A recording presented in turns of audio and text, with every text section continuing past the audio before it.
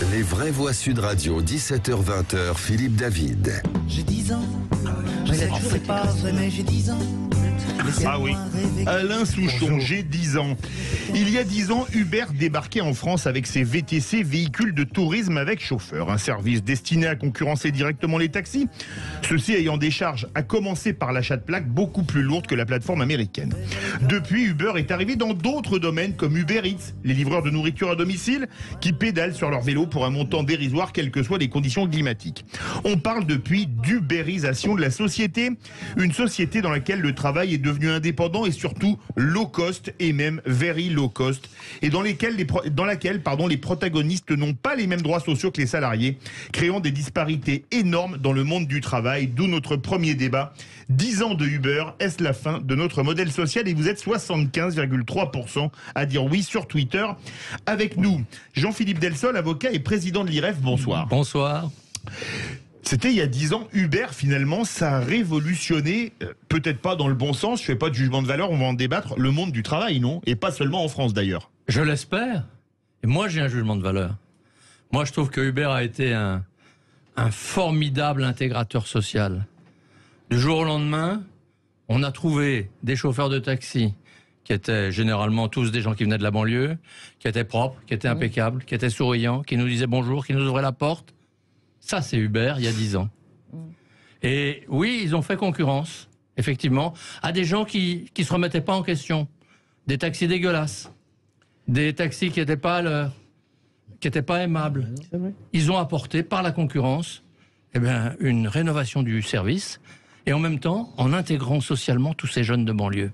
Alors moi, je les questionne quand je prends le taxi Uber. Je leur dis, vous arrivez à vivre avec ça ? Faites-le, ça vaut la peine. Bah oui. Eh bien, dans 9,8 cas sur 10, Alors, ils me disent, mais oui. Le revenu exact, c'est un petit peu plus de 1 600 € net par mois pour un chauffeur Uber. Ça, c'est ce qu'ils vous disent. Parce que, pour 42 heures par semaine. Oui, mais alors attendez, monsieur. C'est pas moi qui le dis, c'est le point. Non, mais bien entendu, mais vous avez raison. Vous avez raison, c'est ce qu'ils déclarent. Alors, ce qui est vrai aussi, c'est que, d'ailleurs, c'est ce qui ressort ces derniers jours, parce que comme maintenant les plateformes sont obligées de déclarer, il y a un écart. Il y a un écart entre ce que les chauffeurs déclarent et ce que Uber déclare.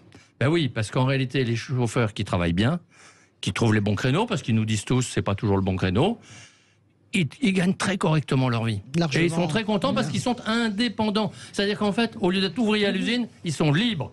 Et ça, c'est un nouveau modèle. Monsieur le Président, encore une fois, moi j'ai été un libéral persuadé que la mobilité, l'inventivité, la responsabilité individuelle, la création de sa propre vie était une richesse. Et comment vous expliquez-vous que finalement, en entendant beaucoup de gens sur Uber, j'en suis arrivé presque à l'inverse, que au lieu de dire que c'est un bon modèle, je ne suis pas loin de penser que c'est une mauvaise chose pour l'économie. Jean-Philippe Delsol, il vous a appelé Monsieur le Président, il est président lui aussi, donc répondez en commençant par Monsieur le Président. Bien sûr, je vais lui faire plaisir, mais on se connaît un peu. Monsieur le Président, je vous remercie beaucoup de votre... Sérieusement, allez-y. Non, mais sérieusement, bien sûr. Je comprends qu'il y ait des interrogations. Je ne dis aucun système n'est parfait.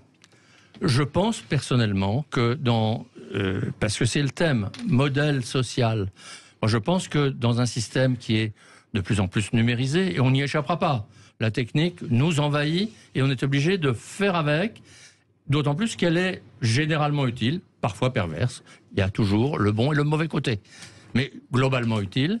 Eh bien, en réalité, cette technique numérique, en gros, je la résume comme ça, elle permet de redonner de l'autonomie à l'individu.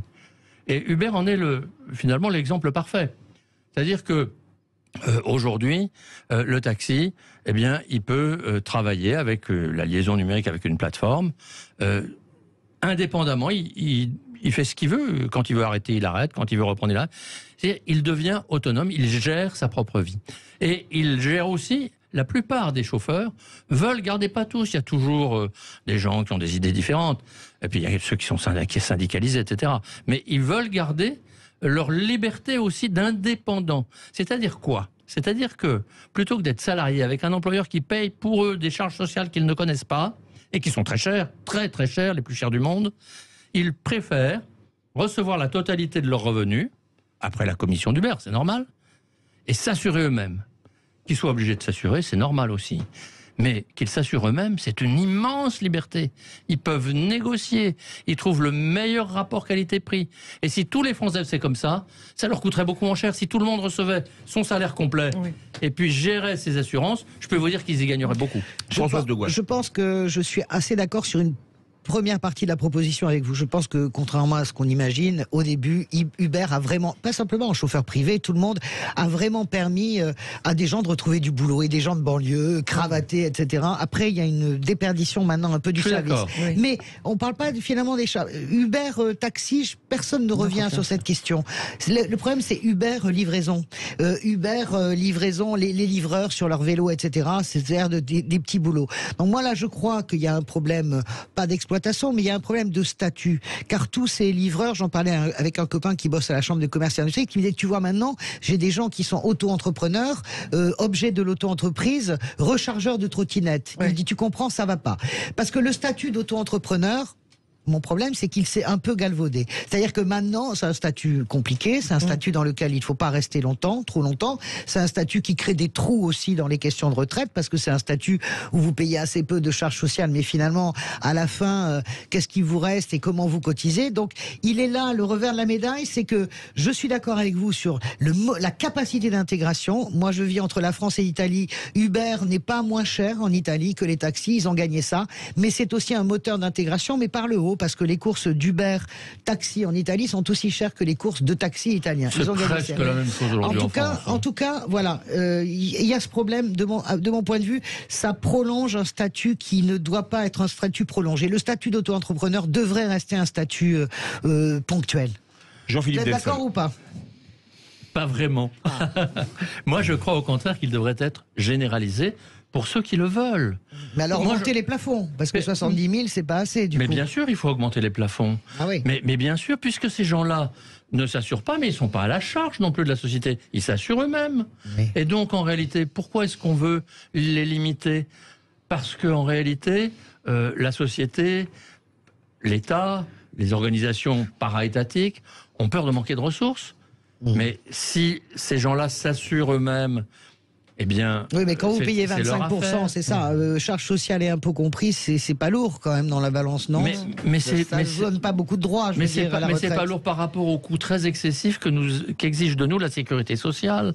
Prenons l'exemple de la retraite. En France, la retraite, elle coûte près de 30% sur nos salaires. 30%, personne ne le sait. Hein. Demandez à un salarié lambda, il ne sait pas que ça lui coûte 30%. Ça lui coûte 30%. Donnez-lui 30%. Faites-le souscrire à une retraite par capitalisation comme aux Pays-Bas. Pour avoir la même retraite qu'aujourd'hui, ça lui coûtera 2 fois moins cher.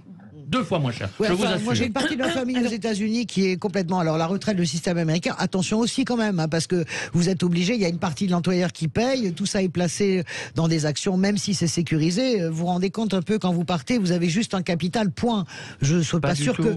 Ah, excusez-moi, ma famille vit aux États-Unis, vous partez avec un capital, hein, pardon. Vous partez pas avec autre chose. Je connais aussi les États-Unis, mais c'est pas tout. C'est pas juste en 2 minutes. Il y a certains systèmes comme celui que vous décrivez, mais il y en a d'autres. Il y en a d'autres qui offrent non pas forcément un capital, mais aussi une retraite. Aux Pays-Bas, je vous ai donné l'exemple, et il n'y a pas que les Pays-Bas, je peux vous donner d'autres. Aux Pays-Bas, c'est 2 fois moins cher pour la même retraite qu'en France. Alors moi, je voudrais reparler plutôt de la thématique de l'ubérisation de la société, puisqu'en fait, c'est un modèle qui s'est un petit peu répandu, donc il y a les livreurs de nourriture. On voit aujourd'hui fleurir tout un tas de sociétés qui promettent de vous livrer en 10 minutes, sinon elles vous remboursent, et on voit forcément déjà un vélo cavalé par n'importe quel temps, et je trouve que c'est une espèce de forme d'esclavagisme. Pourtant, moi, je suis relativement libérale. Concernant les taxis, c'est vrai que ça a été une petite révolution qui a permis de remettre des choses à l'heure. Mais aujourd'hui, dans Paris, les Uber ont beaucoup plus de difficultés parce qu'avec la circulation qu'on leur a aménagée, ils ne peuvent pas employer les couloirs de taxi, etc. Donc leur travail est aussi entravé. Et je pense que lorsqu'on veut se lancer dans faire perdurer de telles initiatives, il faut qu'il y ait un consensus généralisé pour permettre à chacun de pouvoir bénéficier au mieux de l'espace public. Et cet espace public est aussi la chose rez-de-chaussée. Elle doit pouvoir être utilisée par tous. Lorsqu'on est dans un Uber, on est parfois deux. Il y a des formules pour voyager à plusieurs. On devrait pouvoir utiliser les pistes de taxi, etc., qui sont moins chères. Mais comme c'est un covoiturage, il devrait y avoir une ouverture. Et je pense que, de toute façon, Paris est une ville qui est devenue complètement folle. Mais moi, je suis très très farouchement opposée à ces livreurs à vélo. Moi, ils me font mal au cœur et j'ai vraiment l'impression d'être un esclavagiste que si jamais je les appelais. Voilà. L'autre jour, je vous avoue que j'en ai vu un sur le périphérique. Ça fait peur. Véridique. Hein. En vélo. Ah ouais. J'ai fait tout de suite le 112 pour prévenir les forces de l'ordre parce que sa vie était en danger. Ils m'ont dit, écoutez, là on le voit sur nos caméras, on intervient immédiatement. Mais sur le périphérique à vélo, vous imaginez le truc. Terrible. Jean-Philippe Delson. Vous dites beaucoup de choses et j'en partage une partie d'entre elles. Il faut distinguer les deux problèmes, celui des taxis. Au fond, les taxis, en 2 mots, pour répondre à ce que vous dites et que je partage, on essaye depuis 10 ans de leur rendre la vie impossible. On a essayé de leur imposer un quart d'heure entre le moment où ils reçoivent l'appel et le moment où ils prennent la personne. On leur a fait tous les ennuis possibles et inimaginables. On leur refuse l'accès aux voies taxi. Ce que je peux comprendre d'une certaine manière parce qu'ils n'ont pas payé leur plaque qui, elle, donne droit. Donc il y a un avantage à ça. Mais néanmoins, non seulement ils ont résisté, mais ils se sont développés beaucoup. Donc, malgré tout, ça veut dire quoi ? Ça veut dire que la population, elle est demanderesse. Maintenant, il faut distinguer, le client, il est là. Il faut distinguer avec ce que vous disiez l'une et l'autre, le problème du vélo, la livraison de la pizza. Ou de toute autre chose d'ailleurs. Hein.